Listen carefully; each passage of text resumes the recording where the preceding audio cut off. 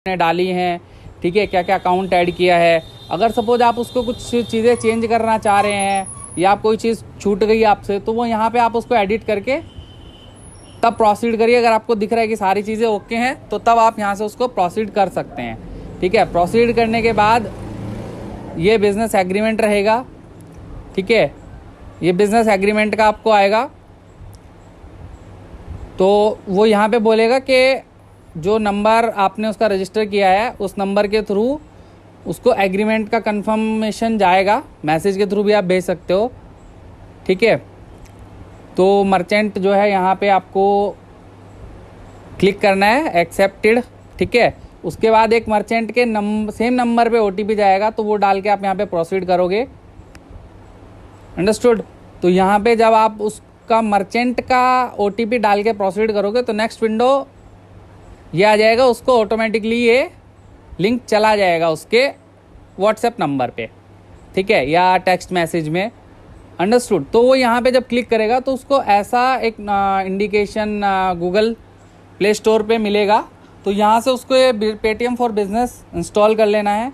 Install करने के बाद अब उसको मेन चीज़ें जो रहेंगी वो यहाँ पे उसका प्रोसेस आगे है। अब यहाँ तक का जो प्रोसेस था वो कैंडिडेट के पीएसए ऐप में होना है, ठीक है। बट अब यहाँ से उसका जो प्रोसेस है वो मर्चेंट के जो पेटीएम फॉर बिजनेस है उस ऐप में होना है। तो यहाँ पे आपको मर्चेंट का मोबाइल लेना है, मोबाइल में ये ऐप इंस्टॉल करना है। ऐप इंस्टॉल करने के बाद यहाँ पे आपको जब आप रजिस्टर करोगे सेम नंबर से ओटीपी डाल के, तो यहाँ पे वो शॉप का फ़ोटो मांगेगा, ठीक है, और आपका आधार कार्ड का फ्रंट एंड बैक ऐसे फ़ोटो आपको लेना है, ठीक है। ये फ़ोटोज़ आप वहाँ पे अपलोड करिए। उसके बाद जैसे शॉप का फ़ोटो में है, ठीक है, क्यूआर और द काउंटर, ठीक है। तो यहाँ पे ये ऑप्शन आ गया, आपने दोनों फ़ोटोज़ अपलोड कर दिए। उसके बाद वो मांगेगा कि इस merchant interested in photo and standee. तो मतलब यहाँ पे आपने देखा होगा कि वो फ़ोटो और बारकोड वाला सेम आपको मिलता है, ठीक है। बट इसके लिए जो पेटीएम है 49 रुपीज़ चार्ज करता है। तो यहाँ पे आपको सीधे सीधे no proceed to assign standard QR पे क्लिक करना है। उसके बाद आपके पास नेक्स्ट विंडो आएगा, ठीक है, क्यूआर असाइन सक्सेसफुली।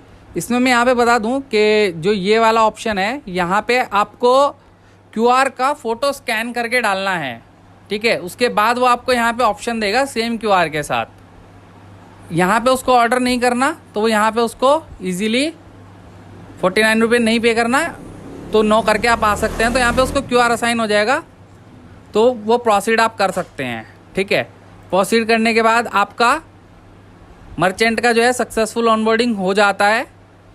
उसके बाद आप देखेंगे कि एटलीस्ट अब वो पेमेंट रिसीव करने के लिए एक्टिव क्यूआर है। लेकिन अभी भी आप मान लीजिए मर्चेंट का ऑनबोर्डिंग सक्सेसफुल हो गया है, बट अभी भी आपका सक्सेसफुल नहीं हुआ है। उसका रीज़न क्या है? उसका रीज़न ये है कि हमारे पास जो भी मर्चेंट ऑनबोर्डिंग है उसमें एटलीस्ट 7 डेज़ में 10 रुपीज़ के 2 पेमेंट आने ज़रूरी हैं, ठीक है। यानी कि सपोज़ आपने आज उसको दिया, आज के आज हाथों हाथ 10 रुपये का पे आउट कैसे भी करा दो, 1-2 दिन में हो जाता है, तो वो आप तब आपका सक्सेसफुल, यानी टोटल ऑफ 20 रुपीज़ का उसमें पेमेंट आना चाहिए विद इन अ वीक, ठीक है। तो तब आपका ये सक्सेसफुल ऑनबोर्डिंग माना जाएगा। और सक्सेसफुल ऑनबोर्डिंग होने के साथ साथ आपका तब ये मंथ में आपका ऑनबोर्डिंग सक्सेसफुल माना जाएगा, ठीक है। तो यहाँ तक ये हमारा था Paytm merchant onboarding Paytm process 2, ठीक है।